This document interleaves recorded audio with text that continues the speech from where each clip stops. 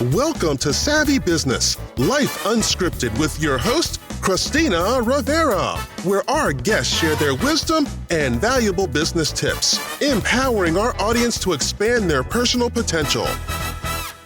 Hi, Professor Pete Alexander. Welcome to Savvy Broadcasting Life Unscripted. I am so grateful to have you here this afternoon, this wonderful Saturday afternoon. You're going to talk about something we've talked about a little bit on the show, but not too much, and that's stress. Something that impacts all of us, no matter what your position is in life, whether it's business owner, sales professional, corporate America. We've all got stress in our lives, even mom at home with the kids. But you're going to help us deal with that better. You've also written a recent book called Lighten Your Day, Fast, Easy, Effective Stress Relief for When Shit Happens. Right. So, Professor Pete Alexander, for coming. How are you? I'm great, Christina. Thank you so much for having me on your show, and I appreciate the time from your listeners.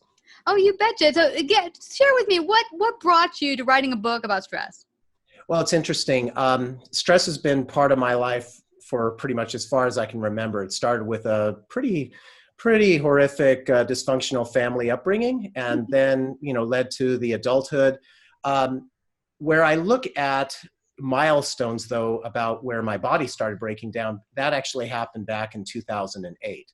It was a perfect storm of stressful activities that were happening. Things like my dad was dying, my mom needed major hip surgery, and of course didn't have the insurance to have the care for that.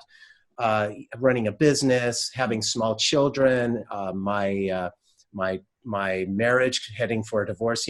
Lots of things all on your shoulders. And I got stress-induced diabetes. Wow. Well, you would think that it would be something where you take notice.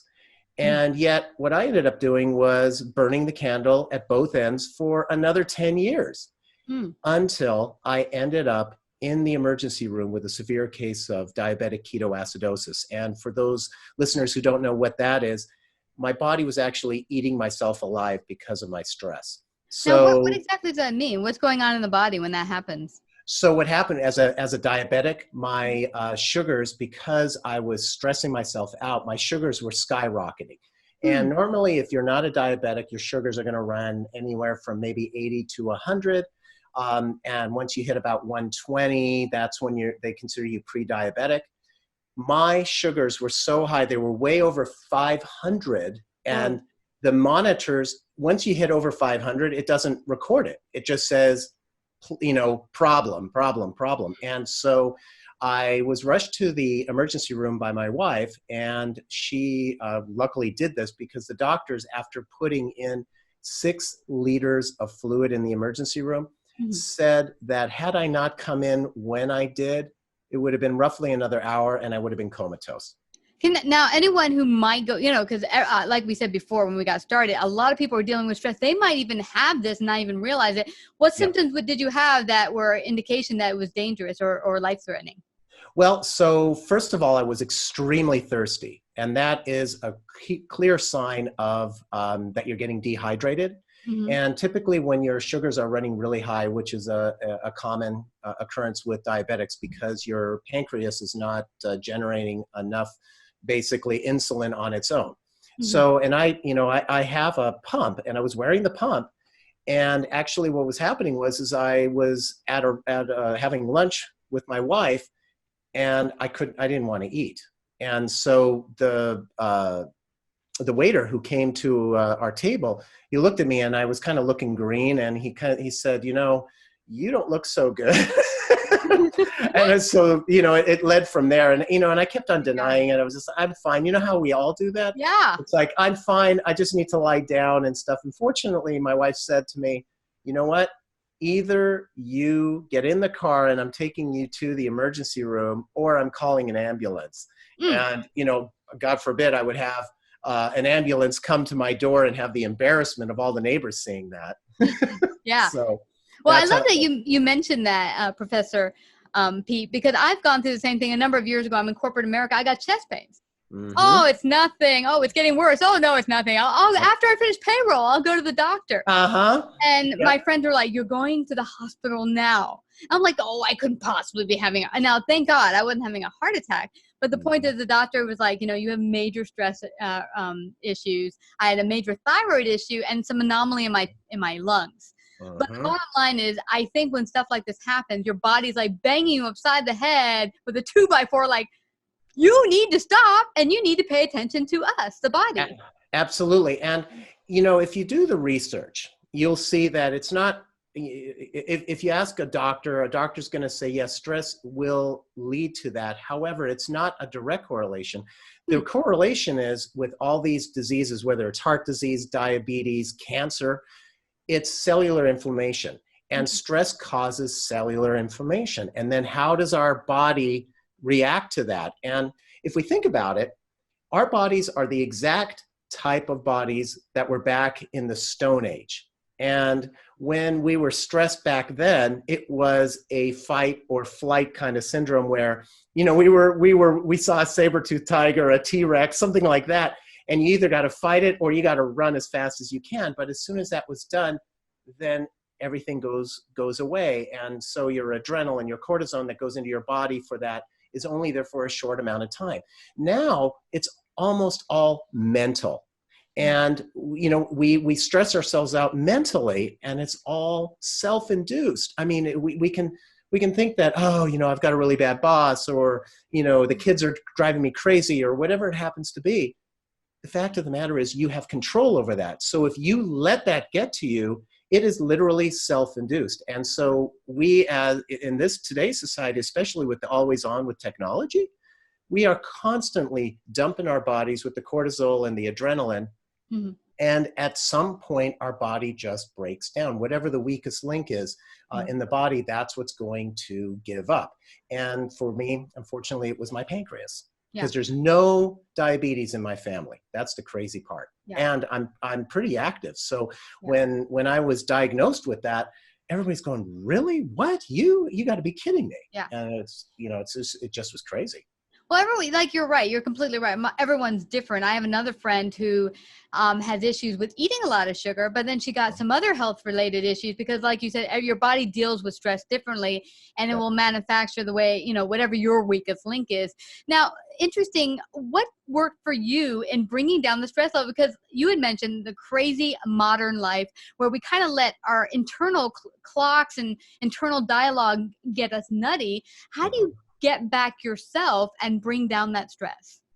You have to be mindful. You actually have to have that moment where you realize, I better change. Now, mine in the emergency room, believe it or not, wasn't the epiphany moment. The epiphany moment was I got transferred into ICU.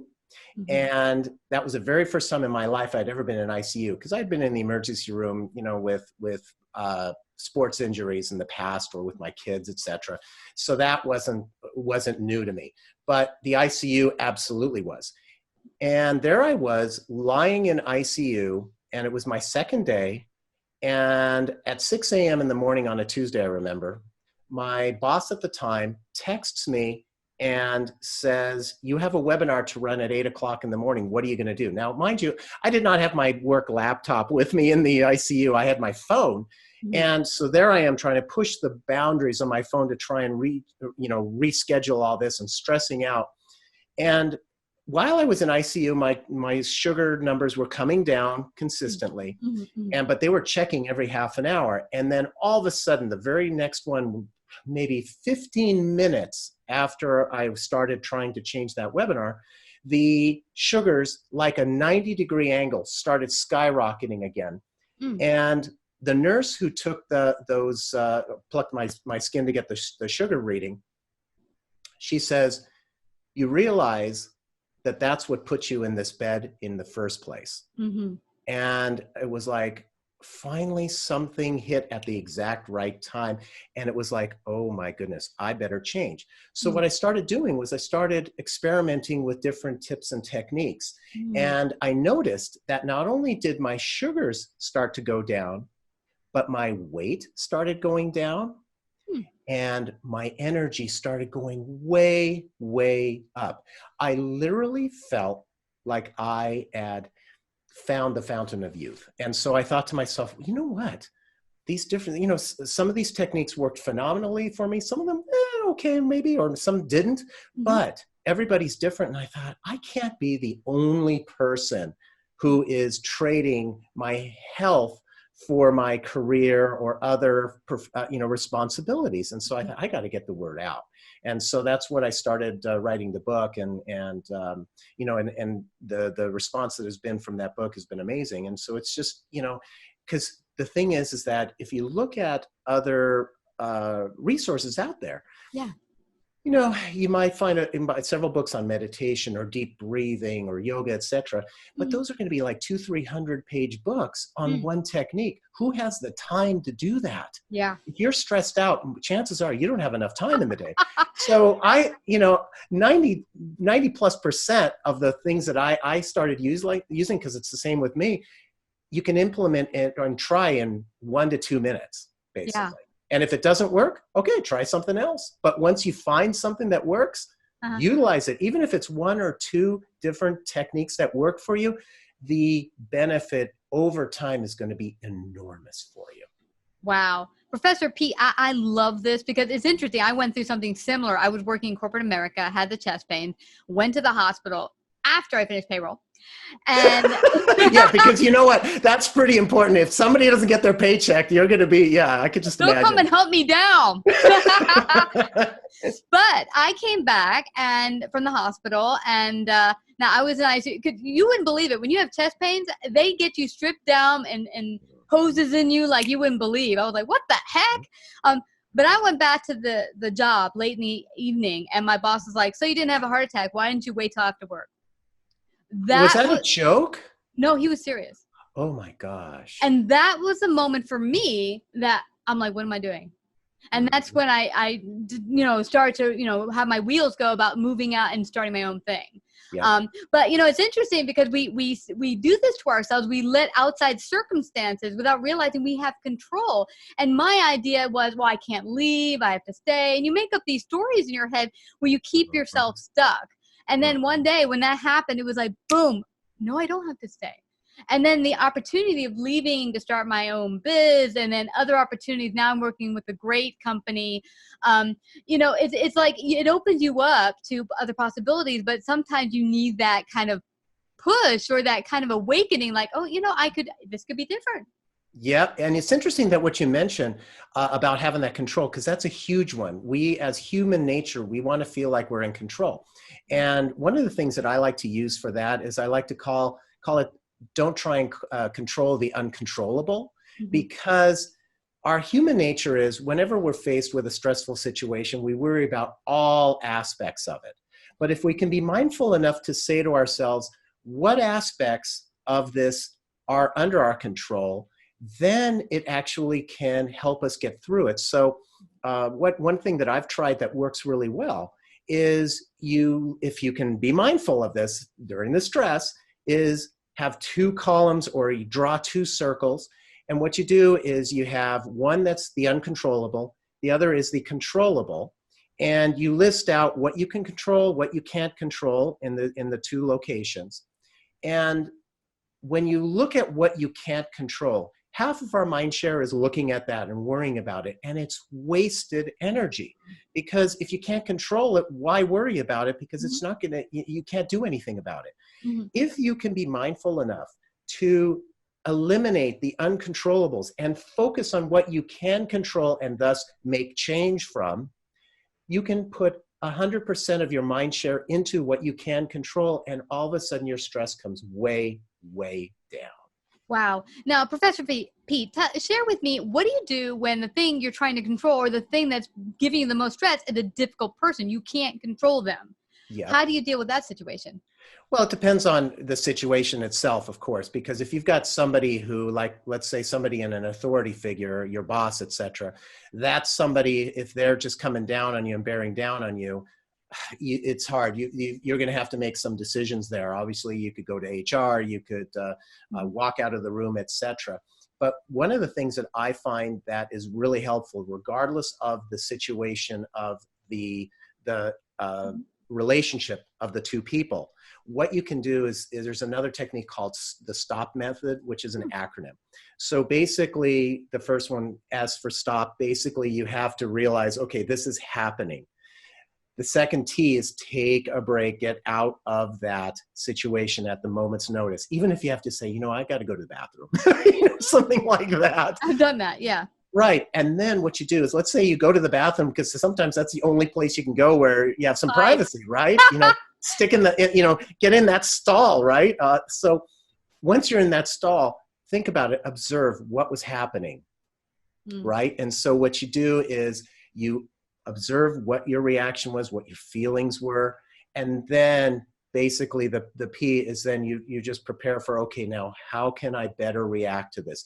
All it is it's just 30 seconds before responding truly. And so if you don't have the opportunity to run to the bathroom, you could actually, if the person it's a really difficult, conversation that you're having, even if you can be mindful enough to deep breathe, take 2 or 3 deep breaths before responding, that is huge. Because, when we're stressed, we are not dealing with a full mental deck, unfortunately. Yeah, and we don't always take the best actions at that point. No. And you know what? Once that comes out of your mouth, or, a great example is an email. You get a flaming email and you go, blah, blah, blah, right, exactly. And then you hit send and then you went, oh no.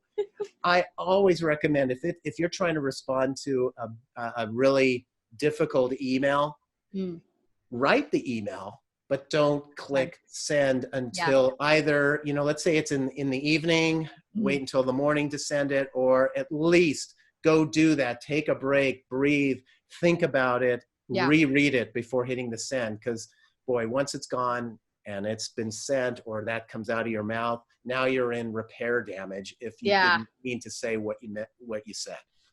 And what's interesting is once I had that happen where I typed it out and wasn't going to send it, but by accident, I had her email up here and we pressed send by accident. So I'd say don't put the email up there either to the send person, and just type it out and put it in the draft. Don't even put the emails up there, because by accident, That's right. That's an excellent suggestion too, because you can't, because then it's just going to prompt you, you don't have anybody in the send folder.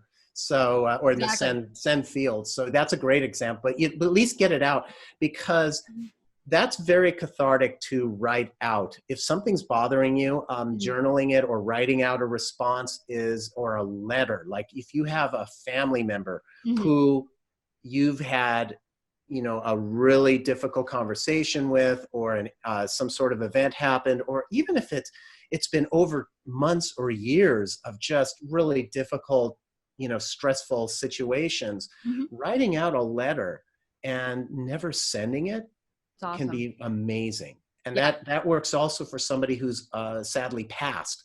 If you had something that you needed to say to somebody like that, you could write the letter out, and at least you get it out, because the worst thing we can do is keep our stress inside of us, because that just, it manifests, and then we go back to what we were talking about earlier about that cellular inflammation. Yeah, absolutely. And what's interesting, you had mentioned difficult bosses, or maybe you can't get out of the situation. I remember having a difficult boss where she was on top of me, once even followed me to a stall in the bathroom to keep yelling at me. But here's the thing, what I realized, and this is like a moment of awareness, that I noticed that whenever someone would truly listen to her, and she was just ranting all the time, that she would be nice to them and she wouldn't be jerky. And so I thought to myself, you know what? I think she just wants to be listened to. That's why she's being such an ogre. So then I would come in, I started listening to her story and going, oh, really? Oh, and really sympathizing. And then all of a sudden she became nice. So it was like that moment of awareness, realizing that all she really wanted was to be listened to. And that's why she was an ogre to everyone, because she just wanted to be heard. It was kind of like a kid having a temper tantrum, but she was a grown-ass adult. So this is her, this is her way to get attention. And then once I had that awareness, working there wasn't as hard. Yes, and that's very true. I would say that having empathy for someone is amazingly beneficial for both.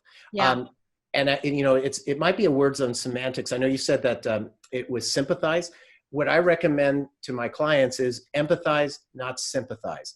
And the reason is it might sound like just two different words, but empathizing is listening and showing that you care by giving them your full attention. Got it. Sympathizing means that, oh, you poor baby, I know how you feel. I want to start talking about my negative stuff too. And then it's a negative bitch fest. So then it's gossip section. Yeah, exactly. But if you empathize by just listening and letting them, just basically download, and that's really important for those that have people reporting to them, because sometimes your employees, they just want to be heard. Mm-hmm. And as you said, your boss wanted to be heard. And so she probably had several employees who would just ignore them, kind of like, remember the Peanuts adults, wah, wah, wah, wah, wah, wah, that. And so if you feel like you're heard, it's amazing how much better you feel, right? I mean, and how much better we all felt when she was heard. Yeah, exactly. So you were doing it for your own benefit. We did it for all of us. It was a win-win situation. Exactly. But, Professor Pete, this has been a fabulous chat, and I know that everyone gains so much more by going to check out your book and find out more about you. How can they do that? Sure. Just go visit my website, which is Pete, P-E-T-E, Alexander, ALEXANDER.com. I have the links to the book, and I also encourage listeners to go. I do a weekly video stress relief tip that's based on the tips that are in the book. And so they can get a free tip each week and go look at the archive and in just a couple minutes, give a try to something that could be hugely beneficial for them. Wow. Well, this has been such a beneficial interview and such a blessing. Thank you so much, Professor Pete, for coming to Savvy Broadcasting Life Unscripted. Christina, thank you so much for having me, and thank you to your listeners for listening in. If you like this episode, please share. To hear more Savvy episodes and Savvy Biz tips, go to lifeunscriptedradio.com. To become a guest or participate in paid sponsorship, email us at Christina@lifeunscriptedradio.com.